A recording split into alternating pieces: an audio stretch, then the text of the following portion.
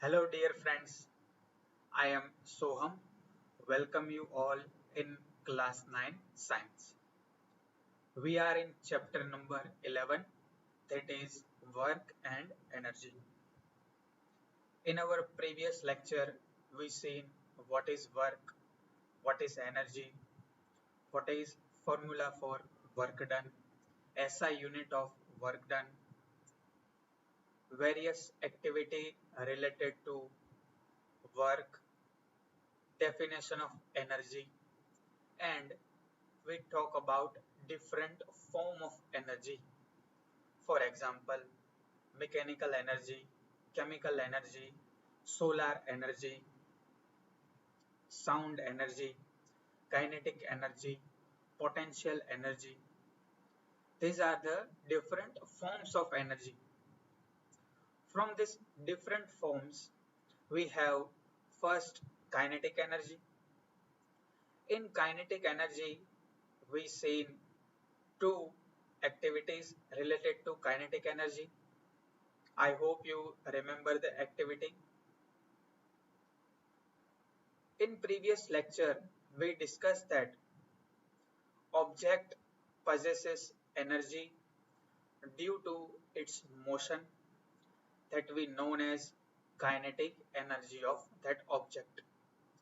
In that lecture, we also seen that falling coconut, speeding car, rolling stone, flying aircraft, flowing water, blowing wind, running athlete, etc. possesses kinetic energy due to their motion. Now, in real life, we need facts and figure that we need perfect calculation for energy. How much energy particular object containing. For that, we have seen SI unit of energy that is same as work, that is joule.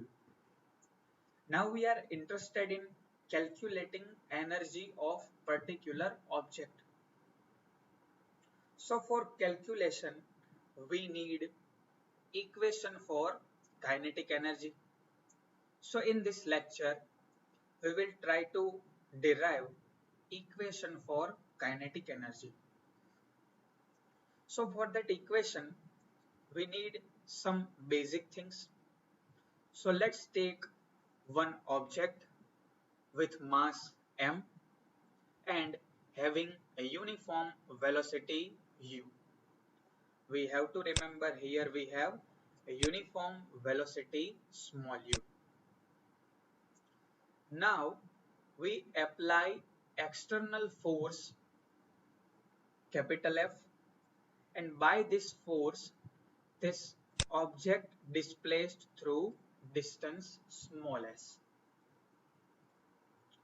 One object with mass m has initial velocity u, and we apply external force capital F on this object. By this external force, this object displaced to s meter, and also its velocity changes from u to v. In our previous chapter, we discussed about initial velocity, final velocity. So here we take final velocity as v. Now we have we do work on the object. So we have work done W is equal to F into S, as we seen formula of work done in our previous lecture. And let's say change in velocity from U to V. And now we know that as velocity changes, we get acceleration. So let's take here acceleration small a. Now with this basic data, we have to remember equations of motion. that we studied in chapter number 8. So from chapter number 8, we have one relation between initial velocity, final velocity, acceleration and displacement. I hope you can remember the equation v square minus u square is equal to 2as. V square minus u square is equal to 2as, where v is final velocity, u is initial velocity, a is constant acceleration, and s is displacement of object. Now this w is equal to fs is our main equation. This w is equal to fs is our main equation.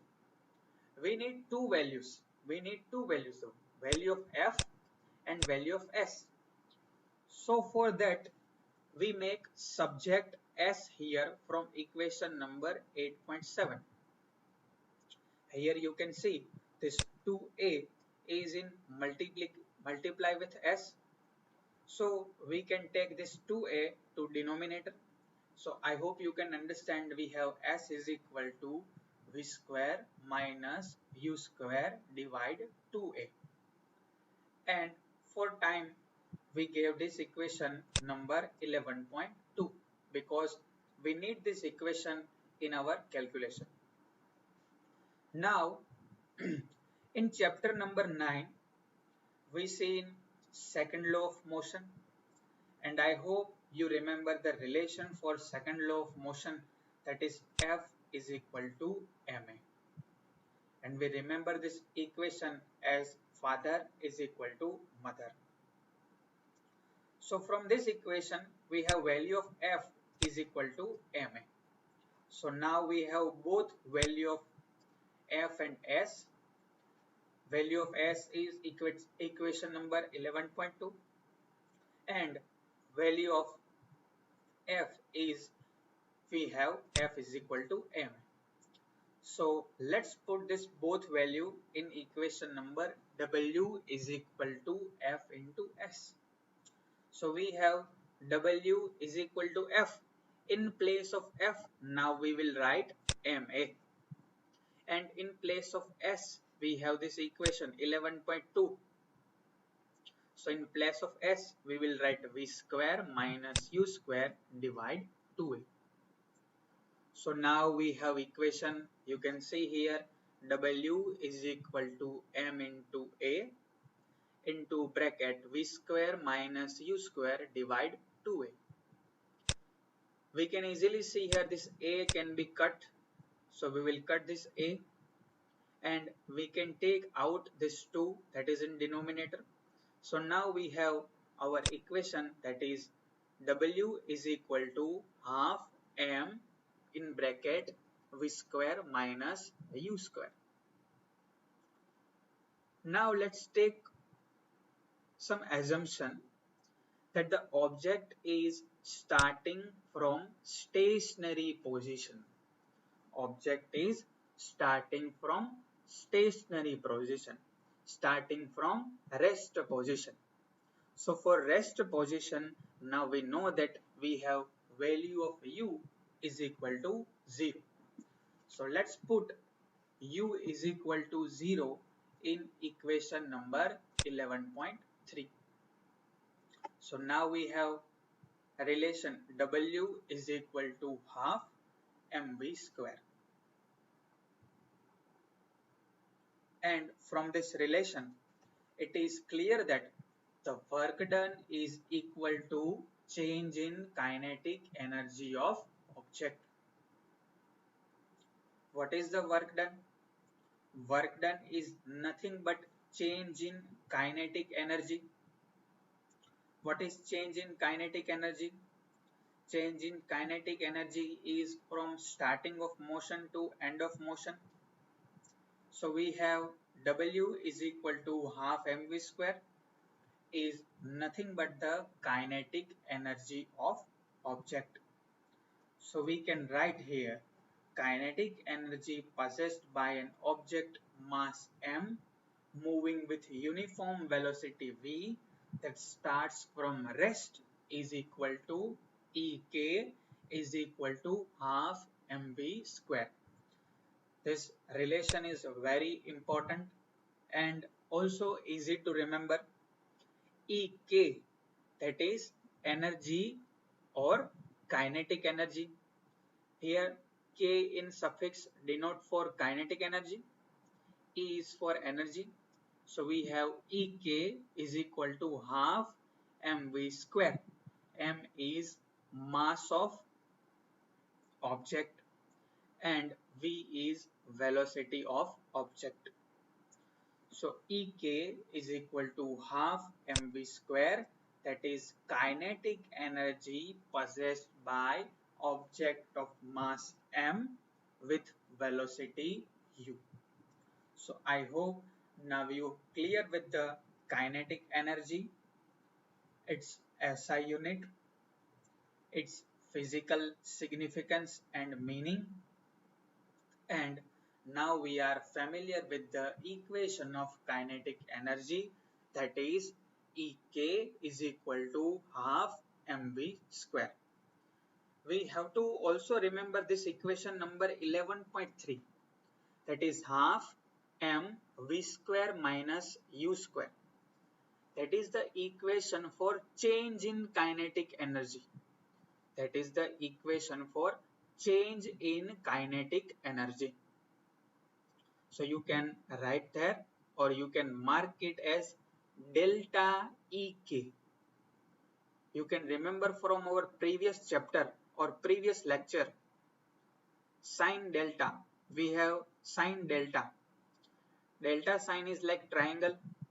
I hope you can remember. Delta is nothing but the difference in any quantity. Here we have delta Ek, that is change in kinetic energy, is equal to half m into v square minus u square. So this equation 11.3 is equation for change in kinetic energy of object, and this equation 11.5 is kinetic energy of object with mass m, velocity v that starts from rest. After kinetic energy, we have potential energy. Topic number 11.2.3, that is potential energy. Let's understand this potential energy by example or activity. We have activity number 11.8 here.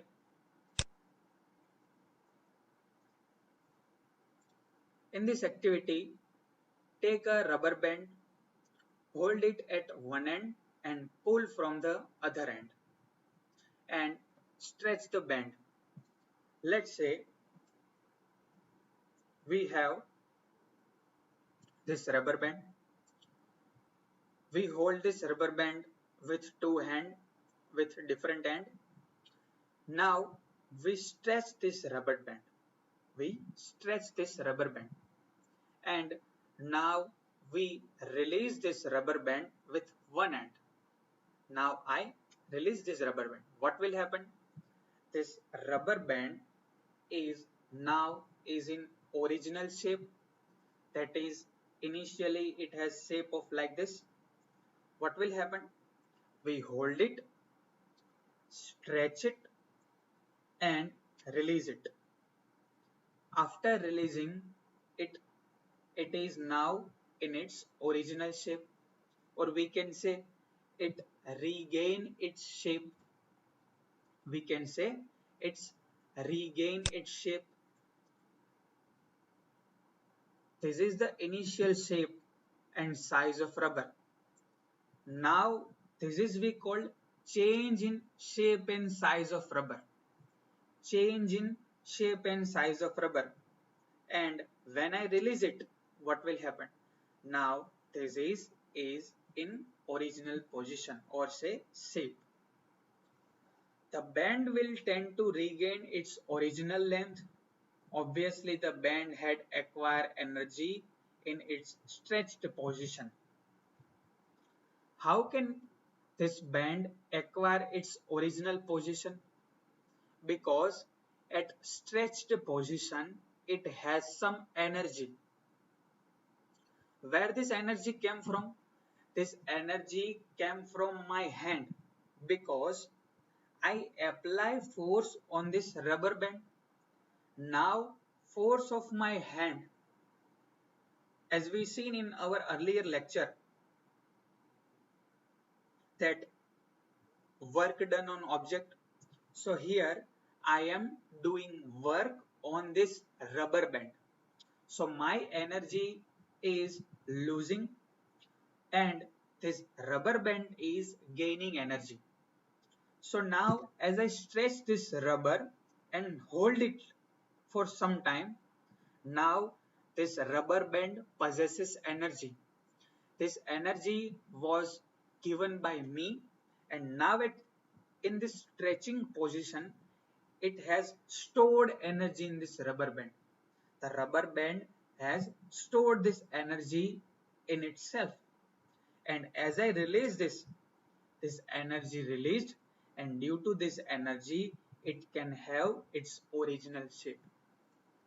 So I hope now you understand what is work done on object, how object loses energy, how other object gain energy, how other object store energy in itself.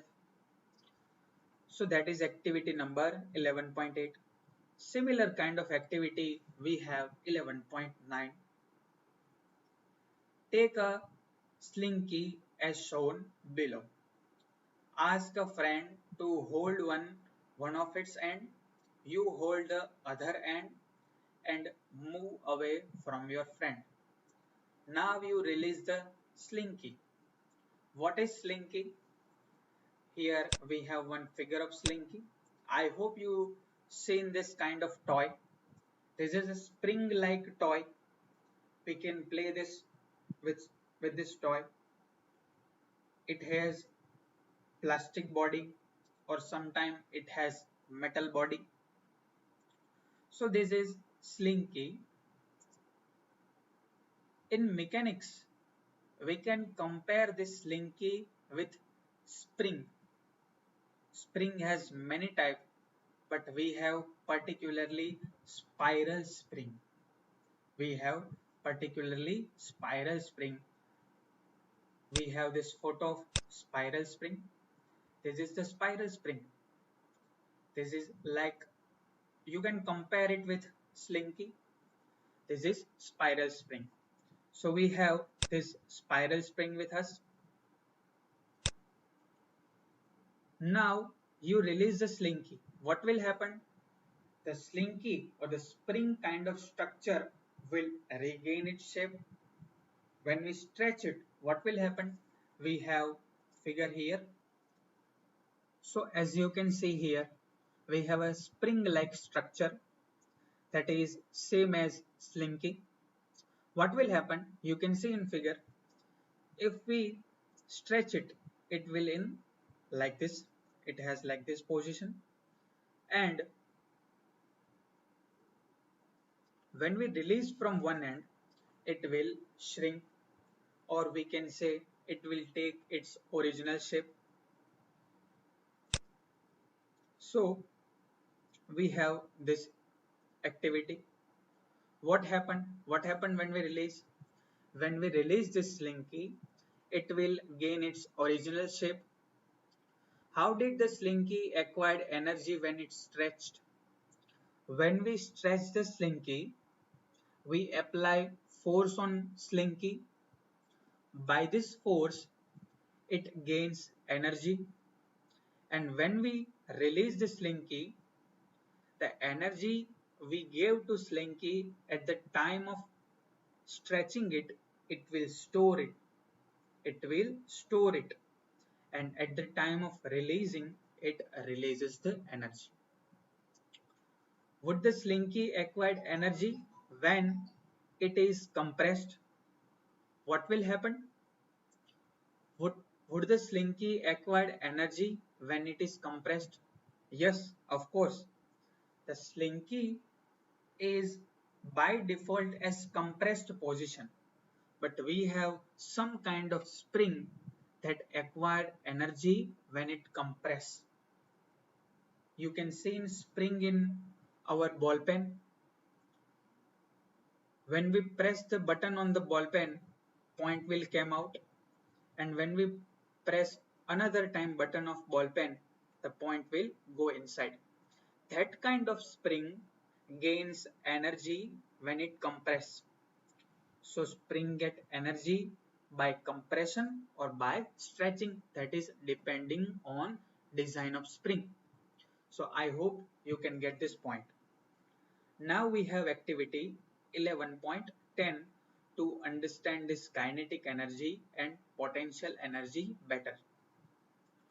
Take a toy, wind it using a key, place the car on ground. Did it move?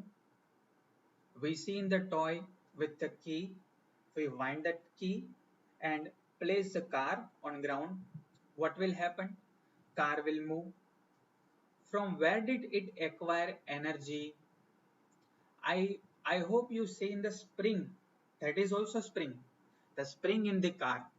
Let's try to see that animation. Here we have spring that is in our car, toy car. When we press or when we wind the key, what will happen?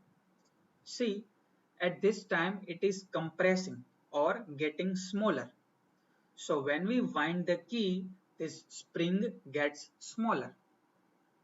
And when we place this toy on ground, this spring unwind. This is spiral spring. And the spring we seen before, that is this spring is helical spring. So we have this kind of spring. So we have this spring that gains the energy when we wind it, and it releases the energy when we release or we put the toy on ground. Does the energy acquired depend on the number of windings? Yes, it is depend on number of winding. If we have more winding, it can store more energy. If we have less winding, it can store less energy. How can you test this? We can test it by putting wind on different number of winding springs. We can experiment like we first take spring with 5 winding. After that we can do experiment on spring which has 10 winding, and we can easily observe that as and when winding increases, it increase in stored energy. So we have that activity number 11.10. Now we have activity number 11.11. Lift an object through certain height. The object can now do work. It begins to fall when released. This kind of example we have seen in kinetic energy also. As we lift the object, due to its height, it possesses energy. And when we release it, this energy gets released and it acquires velocity. This implies that it has acquired some energy. If raised to greater height, it can do more work and hence possess more energy. As we discussed in our earlier lecture, previous lectures, that as height increases, energy stored increases. Height increases, capability of doing work is increasing. So from where did it energy came from? Think and discuss. Let's say I have one object in my hand. Now I hold it from the ground and take to take this object to upside. By holding to this upward position, I have to apply some force on this object. So the force I apply on this object will store in this object as energy. Suppose it has certain height, say h, certain height h. So it has some stored energy by virtue of its height. Height is nothing but the position. So this object possesses energy due to its position. And to gain this position, some other thing or some other object work on this object. So that's why it can have energy stored in it. So that is activity number 11.11. In above situation, the energy gets stored due to work done on object. We have to mark it in the above situation. The energy gets stored due to work done on object. What kind of work done? In activity number 1, we stretch the rubber. So we apply force on it. We do work on it. In activity number 11.9, we have slinky. We stretch it. In that way, we apply force on it. In activity number 11.10, we have spring in toy. We wind it. In that way, we apply force on it and transfer energy in spring.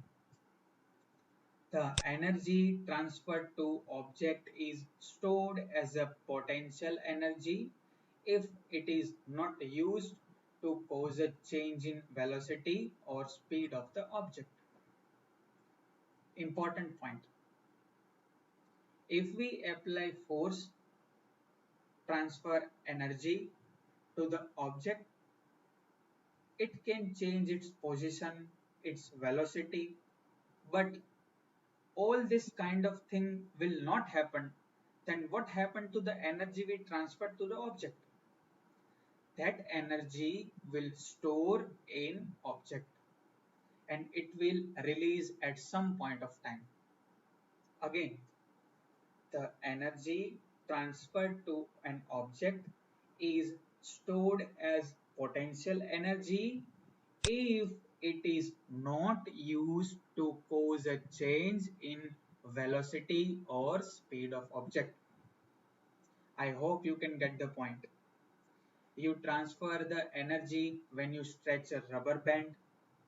The energy transferred to the band is potential energy.